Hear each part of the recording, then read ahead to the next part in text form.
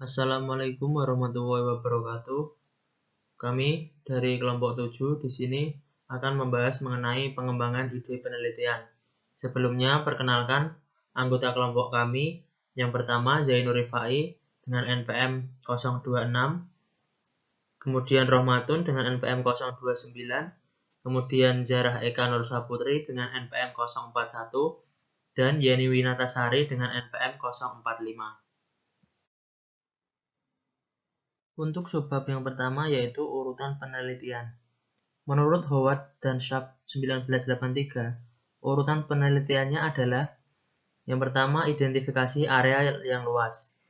Memilih salah satu antara akuntansi keuangan, akuntansi manajemen, auditing, pendidikan akuntansi atau sistem informasi akuntansi. Yang kedua, pilih topik. Spesifikasi subbidang untuk memberikan fokus yang lebih ketat dan subbidang yang kapasitas pengawasannya tersedia, tetapi subbidang yang dapat dimodifikasi sesuai perkembangan selanjutnya. Yang ketiga, putuskan pendekatan. Pemikiran awal mengenai pendekatan yang akan diadopsi akan berkisar pada sumber daya yang tersedia dan khususnya akses ke sumber data yang diperlukan. Yang keempat, merumuskan rencana. Tetapkan rencana sejak awal sehingga jelas bagaimana penelitian akan berkembang selama periode yang diperpanjang. Yang kelima, kumpulkan informasi. Pengumpulan data dapat dilanjutkan dengan aman hanya jika sudah mengenali dengan tepat apa yang ingin kita ketahui dan untuk tujuan apa. Yang keenam, analisis data. Metode analisis data dan persyaratan perangkat lunak harus terlihat pada awal proses penelitian. Dan yang terakhir, temuan saat ini. Publikasi dalam literatur profesional akan membawa penting temuan untuk perhatian praktisi yang tertarik. Urutan penelitian tersebut kemudian dirancang oleh House 1970 menjadi pendekatan positivis, tradisional, dan alternatif. Materi yang selanjutnya yaitu munculnya topik penelitian. Sumber topik dapat ditemukan dari masalah yang sedang terjadi, buku teks, review artikel, tinjau monografi, ataupun jurnal yang dirujuk. Jika topik sudah ditemukan, maka dapat disempurnakan dengan metode formal untuk mengidentifikasi kemungkinan arah yang bermanfaat dan hubungan yang berpotensi menarik. Kemudian dilanjutkan dengan pembuatan proposal penelitian dengan mencakup 7 elemen.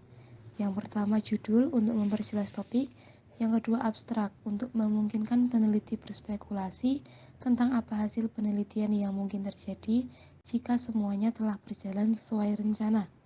Yang ketiga isu ditujukan untuk menangani isu yang menarik dan penting. Yang keempat tujuan mengungkapkan bagaimana studi berhubungan dengan masalah. Yang kelima sastra, ulasan publikasi bertema yang relevan. Yang keenam metode bagaimana dan mengapa proses tersebut. Dan yang terakhir manfaat, yaitu hasil yang diharapkan dari pembuatan penelitian. Selanjutnya ada kerangka konseptual. Bagian penting dari proses perencanaan awal adalah pengembangan representasi konseptual dari proyek penelitian.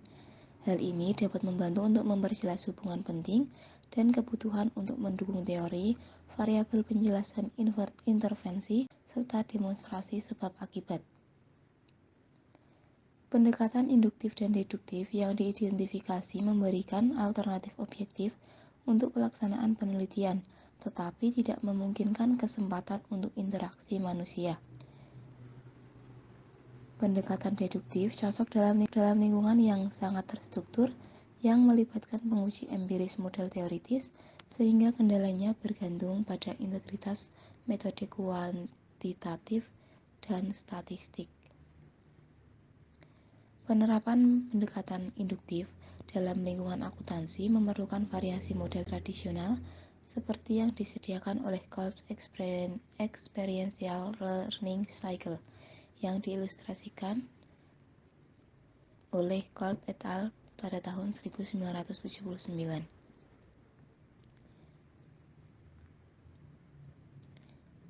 Pengakuan akan pentingnya proses internal dan hubungan manusia dengan pendekatan induktif memungkinkan adanya subjektivitas manusia tanpa mendistorsi pertemuan penelitian. Kedua model memberi peluang dalam penelitian akuntansi Untuk yang pendekatan deduktif disarankan pada penerapan metode ilmiah dikarenakan memfasilitasi pengukuran dan kontrol yang lebih andal. Pengembangan model proses deduktif sesuai dengan definisi teori ilmiah dari Popper pada tahun 1959, yaitu bahwa teori mampu melakukan pengujian empiris, ilmuwan berusaha memalsukan teori, dan kemajuan ilmu pengetahuan sebagai proporsi yang dipalsukan, tertinggal meninggalkan inti teori yang masih harus dibantah. Selanjutnya, permasalahan dalam mendefinisikan dan mengukur variabel dependen dan independen dan mengendalikan variabel berpengaruh. Yang pertama, tidak dapat diukur secara langsung. Literatur akan membantu dalam mengidentifikasi variabel-variabel yang berkontribusi pada penciptaan konsep. Proses ini memungkinkan identifikasi variabel yang dapat diukur secara langsung dan tidak digunakan sebagai proksi di gambar. Yang kedua, pilihan keputusan akan dipengaruhi oleh banyak variabel dalam jangka waktu yang lama. Membatasi fokus pada variabel-variabel yang dikutip dalam literatur sebagai variabel yang berpotensi berpengaruh dan mencoba mengukur kepentingan relatifnya terhadap pengambilan keputusan dalam konteks tersebut.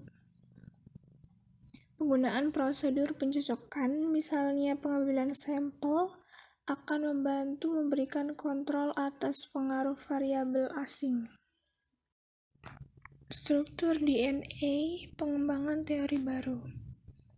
James D. Watson tahun 1968 pada bukunya The Double Helix, selanjutnya difilmkan sebagai Life Story, memberikan deskripsi tentang proses penemuan yang menarik dalam penelitian ilmiah. Lalu ada Sir Lawrence Bragg merefleksikan pencapaian para peneliti.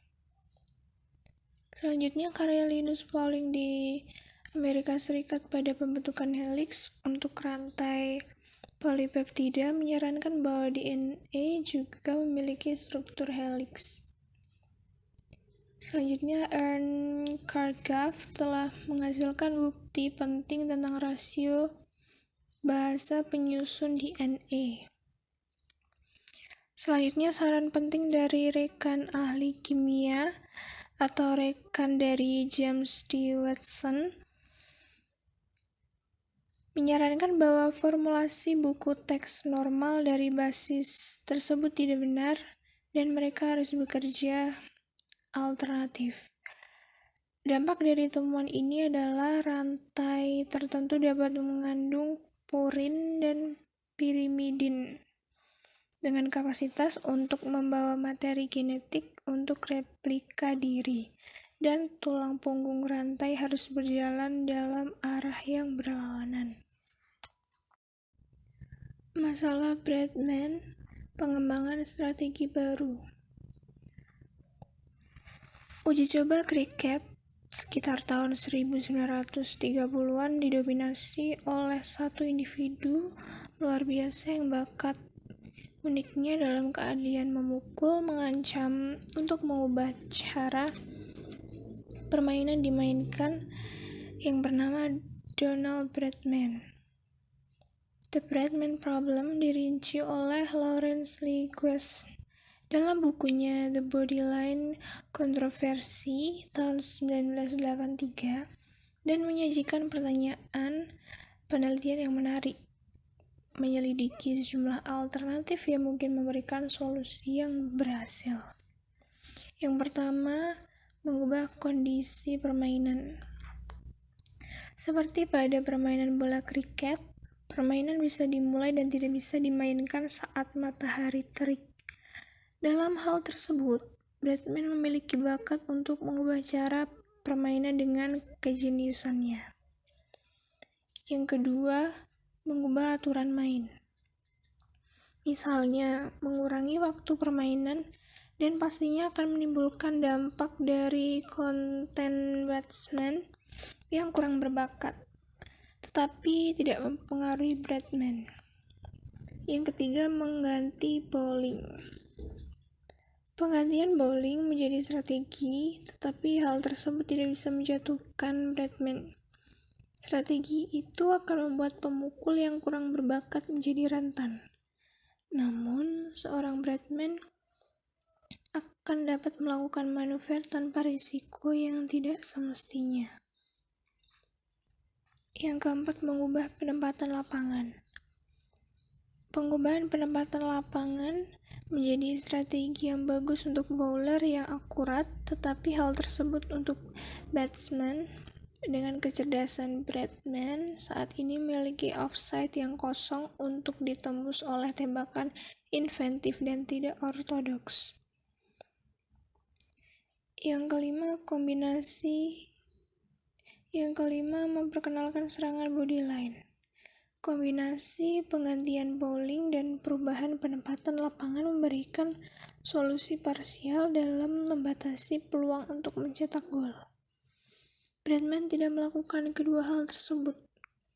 Ada dasar solusi yang berpotensi berhasil, yaitu teori kaki, yang akan menentukan garis pengiriman dan memberikan peluang bola di udara. Keberhasilan teori kaki menghasilkan perubahan lebih lanjut pada aturan permainan. Implikasi yang lebih umum untuk penelitian yaitu mungkin ada hukum, moral, etika, atau profesional yang menjaga baik pelaksanaan penelitian ataupun pelaksanaan rekomendasi dari temuan penelitian. Yang selanjutnya yaitu masalah garis bujur tentang penerapan solusi. Konsekuensi dari tidak bisa mengukur garis bujur telah dirinci oleh Dava Sobel dalam bukunya Longitude tahun 1995. Newton telah memikirkan solusi astronomis dibandingkan dengan solusi mekanis yang memerlukan pertimbangan solusi alternatif. Yang pertama yaitu ada metode yang ada. Sebagian besar terbatas dengan pendekatan perhitungan mati dan metode kompas. Dalam hal ini, perhitungan mati membutuhkan perkiraan kecepatan yang harus dibuat dan pengaruhnya. Sedangkan untuk metode kompas berkaitan dengan perbandingan antara utara magnetis dan utara sejati. Kemudian pertimbangan yang kedua yaitu mengenai data. Misalnya eklipse data dianggap berpotensi. Sonar dan gerhana bulan memberikan peluang kapan bisa diamati di lokasi lain.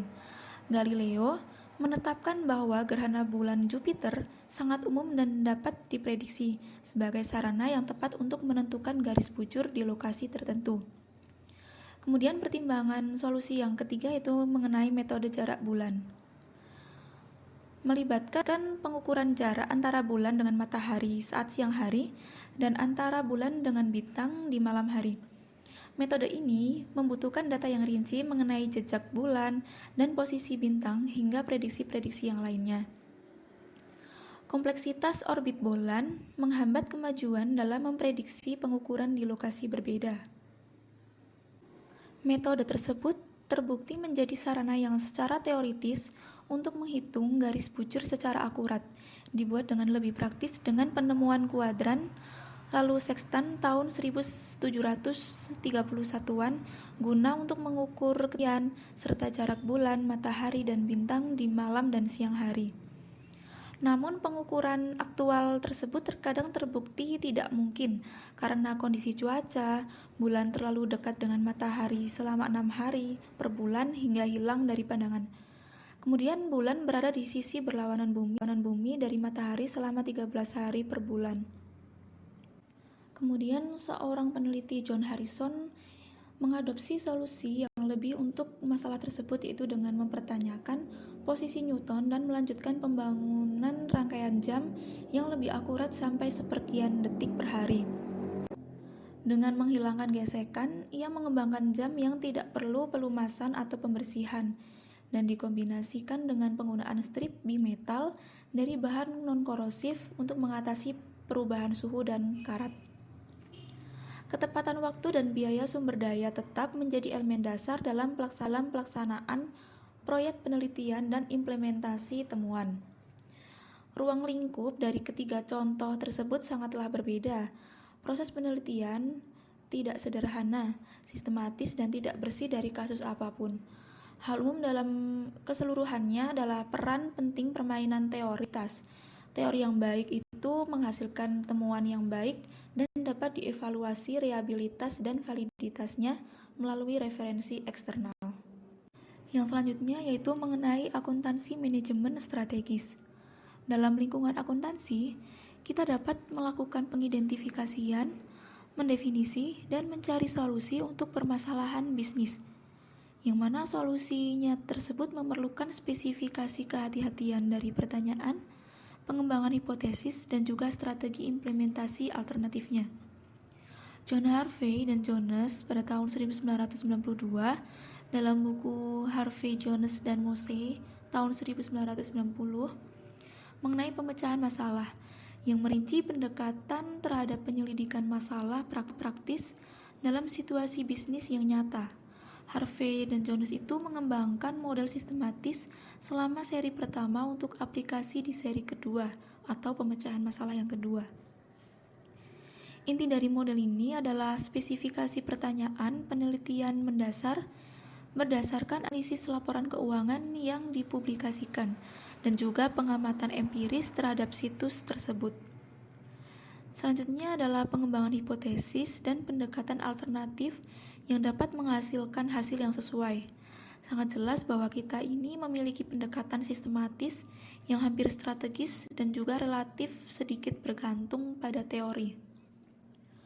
Urutan penelitian positivis yang diterima menawarkan kesamaan yang besar, kecuali tahap persiapan yang lebih luas dilakukan dan jarang dibatasi pertimbangan kasus tertentu. Demikianlah pemaparan materi mengenai pengembangan ide penelitian dari kelompok 7. Mohon maaf apabila dari pemaparan materi tadi masih terdapat kekurangan. Semoga bermanfaat. Terima kasih. Wassalamualaikum warahmatullahi wabarakatuh.